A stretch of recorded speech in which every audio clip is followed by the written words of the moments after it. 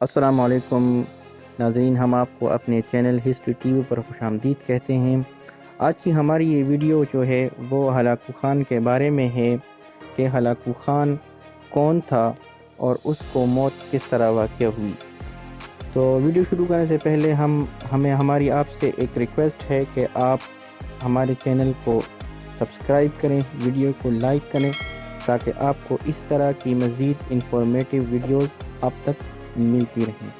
Hulagu Khan 1216 عیسوی میں پیدا ہوا۔ وہ ایک منگول فاتح اور ایران کے آل خاندان کا بانی تھا۔ اس نے اسماعیلی فرقے کو بھی دبایا اور آخری عباسی خلیفہ کو شکست دی۔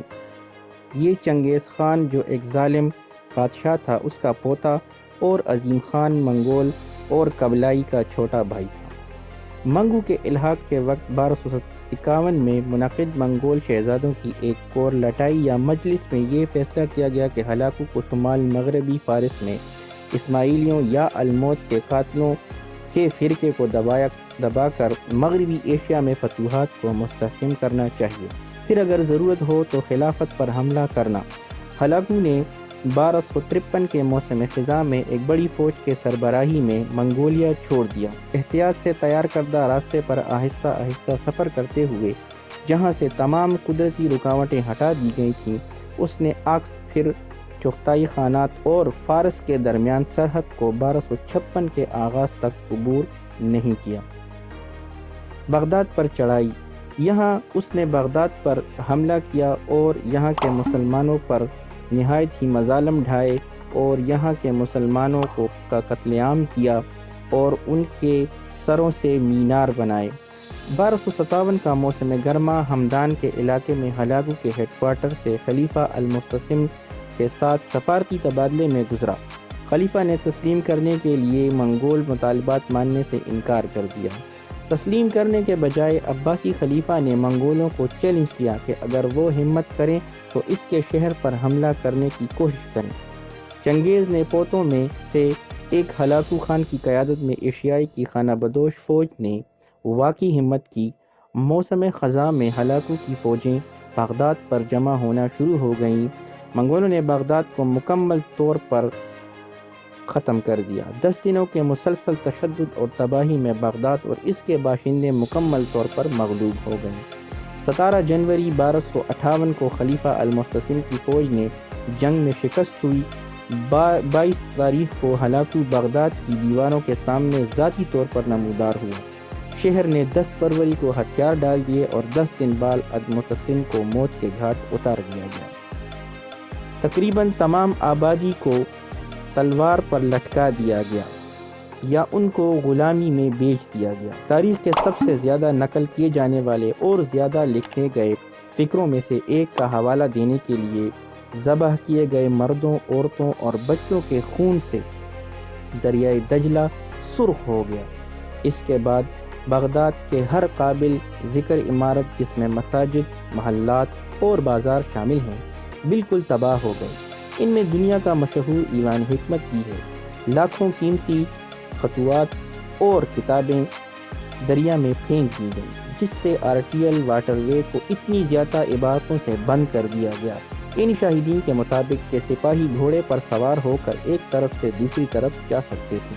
بلا شبہ دریا سیاہی سے سرخ سے سیاہ ہو گیا۔ جو ان کتابوں کی لکھائی تھی وہ سب کی سب بہہ گئی اور دریائے دجلہ اس سے سیاہ پڑ گیا تھا۔ بغداد میں خلافت عباسی کو منگول کے ہاتھوں خوفناک شکست ہوئی، جس نے مؤثر طریقے سے اسلامی سنہری دور کا خاتمہ کیا، جو کہ 8ویں سے 13ویں صدی کے وسط تک علم اور ترقی میں انسانی ترقی کے عظیم ترین ادوار میں سے ایک تھا، جس کا مرکز بغداد تھا۔ اب اس ظالم حکمران ہلاکو کی موت کس طرح واقع ہوئی؟ مورخین لکھتے ہیں کہ ایک دفعہ جب اس نے بغداد میں قتل عام کیا تو ان میں سے مسلمانوں کی 3 صفیں بنا دی گئی تھیں۔ تقریباً ان میں 300 کے قریب مسلمان لوگ تھے، تو وہ ایک ایک صف کو قتل کیے جا رہا تھا۔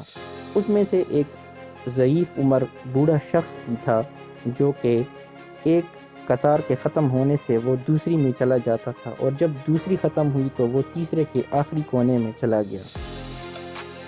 ہلاکو خان یہ سب منظر دیکھ رہا تھا اور فرعونیت بنی نگاہ سے یہ سب تماشا دیکھ کر مسکرا رہا تھا۔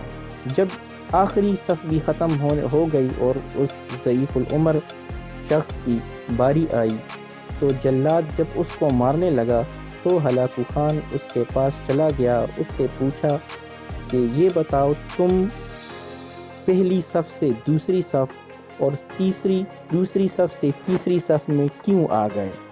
تو اس بوڑھے شخص نے کہا کہ مجھے یقین تھا کہ اللہ مجھے بچا لے گا۔ جب ہلاکو خان نے یہ سنا تو ایک قہقہا لگایا اور اس کے ہاتھ میں ایک چھڑی تھی۔ اس نے اس بزرگ شخص سے پوچھا کہ تمہیں اللہ کس طرح بچائے گا؟ اور جیسے ہی اس نے ہاتھ گھمایا اس کے ہاتھ سے چھڑی نیچے گر گئی۔ ہلاکو خان اس چھڑی کو پکڑنے کے لیے نیچے جھکا تو جیسے ہی وہ جھکا وہ نیچے گر گیا اور اس کا ایک پاؤں گھوڑے کے رکاب میں پھنس گیا اور وہ گھوڑا اسے سرپٹ بھگاتے ہوئے لے گیا۔ وہ اپنے ساتھ اسے رگڑتا ہوا زمین پر بھاگے دوڑے جا رہا تھا۔ اس کا سر زمین پر بار بار پٹکنے سے چکنا چور ہو گیا تھا، اور جب اس کے سپاہی اس کے قریب گئے تو اس کے جسم سے خون بہہ رہا تھا اور ہلاکو خان کو ایک عبرتناک موت مل گئی تھی۔ اس پر اس بابے نے قہقہا لگایا تو اس ایک شخص نے بابے سے پوچھا کہ تم کیوں ہنس رہے ہو؟ تو اس نے کہا کہ میرا اللہ بہت بڑا ہے اور مجھے اس بات کا یقین تھا کہ مجھے اپنے اللہ بچا لے گا۔ اس طرح سے اس فرعون نما ہلاکو خان کو اللہ تعالیٰ نے عبرتناک شکست دی اور اس کو عبرتناک موت دی، اور اس طرح سے وہ اس دنیا سے رخصت ہوا۔